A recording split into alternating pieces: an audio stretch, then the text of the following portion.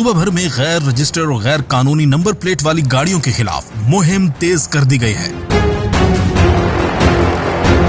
اس خصوصی مہم میں گزشتہ 10 دنوں کے دوران 723 غیر رجسٹرڈ گاڑیاں تحویل میں لی گئی ہیں، جبکہ 5577 گاڑیوں سے غیر قانونی نمبر پلیٹس ہٹا دیے گئے ہیں۔ محکمہ ایکسائز کے مطابق 660 گاڑیوں پر جرمانے عائد کیے گئے ہیں اور 660 گاڑیوں کی رجسٹریشن بھی کی گئی ہے۔ اس کمپین میں 4 غیر قانونی گاڑیوں کو تحویل میں لیا گیا ہے۔ غیر رجسٹرڈ گاڑیوں کے خلاف مہم مزید تیز کی جائے گی۔